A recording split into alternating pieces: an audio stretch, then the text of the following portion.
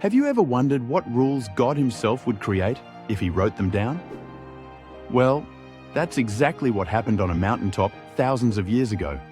The story of the Ten Commandments isn't just about rules. It's about a divine covenant that would shape the destiny of a nation and influence the world for millennia to come. Our story begins with the Israelites, newly freed from slavery in Egypt. They've witnessed incredible miracles, the plagues that broke Pharaoh's will, the parting of the Red Sea, and manna falling from heaven to feed them in the desert. But now they face a new challenge, learning to live as God's chosen people. Enter Moses, the reluctant leader chosen by God to guide His people. He's led them through the wilderness to the foot of Mount Sinai, a place that will forever be etched in history. The Bible tells us in Exodus 19:16 that on the morning of the third day, there was thunder and lightning, with a thick cloud over the mountain, and a very loud trumpet blast. Can you imagine the awe and fear the Israelites must have felt? God calls Moses to the top of the mountain, shrouded in smoke and trembling violently. It's here, amidst this dramatic scene, that God speaks to Moses, giving him the Ten Commandments, the fundamental laws that would define the Israelites' relationship with God and with each other. Let's break down these commandments and see why they're so important. First, you shall have no other gods before me. This establishes the monotheistic foundation of the Israelite faith. In a world full of polytheistic cultures, this was revolutionary. Second, you shall not make for yourself an idol. This command emphasizes the spiritual nature of God, discouraging physical representations that might limit their understanding of the divine. Third, you shall not misuse the name of the Lord your God. This teaches respect for God's name and character, promoting reverence in speech and action. Fourth, remember the Sabbath day by keeping it holy. This introduces the concept of sacred time, encouraging rest and worship.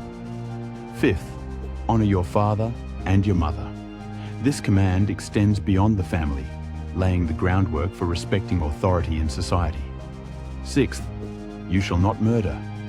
This affirms the sanctity of human life, a principle that underpins many modern legal systems. Seventh, you shall not commit adultery. This protects the sanctity of marriage and family relationships. Eighth, you shall not steal. This command respects personal property and promotes honesty in society. Ninth, you shall not give false testimony against your neighbor. This encourages truthfulness and integrity in all dealings. And finally, you shall not covet. This unique command addresses not just actions, but the intentions of the heart, promoting contentment and reducing social strife. These commandments weren't just a list of do's and don'ts. They were a covenant, a sacred agreement between God and His people.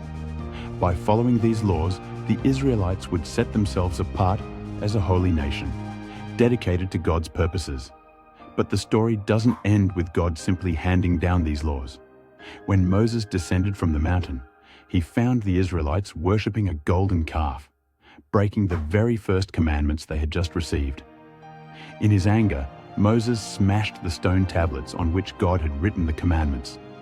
This moment of failure highlights a crucial truth, that even with clear divine guidance, humans struggle to obey.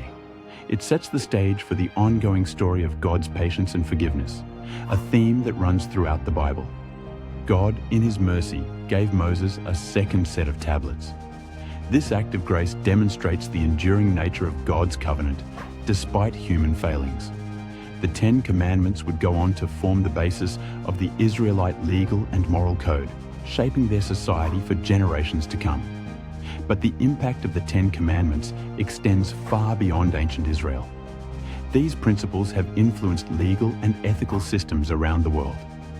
From the Magna Carta to the Universal Declaration of Human Rights, the echo of these divine laws can be heard. Even in our modern secular societies, we can see the fingerprints of the Ten Commandments. Laws against murder, theft, and perjury are universal. The concept of a day of rest is embedded in many cultures. The importance of honoring parents and respecting marriage are still widely held values. The Ten Commandments continue to challenge and inspire us today. They remind us of our duty to God, our responsibility to others, and the importance of integrity in our personal lives. They call us to a higher standard of behavior, not just outwardly, but in our hearts and minds as well. As we reflect on this ancient story, we're invited to consider our own relationship with these timeless principles. How do they shape our understanding of right and wrong? How do they guide our interactions with others and with God? The story of the Ten Commandments is more than just a historical account. It's a reminder of God's desire to communicate with humanity, to guide us in the way we should live. It's a testament to the power of divine law to shape not just a nation, but the course of human history. From that smoke-covered mountain in the desert to the courtrooms and classrooms of today, the Ten Commandments continue to echo through time. They stand as a beacon of moral clarity in a complex world, calling us to live lives of integrity, compassion, and devotion to God. As we close this chapter of biblical history, let's remember that these commandments were given not to burden us, but to bless us. They provide a framework for a life well lived, a society well ordered, and a relationship with God that's built on reverence and love. The Ten Commandments remain, as they have for thousands of years, a divine guide for human flourishing.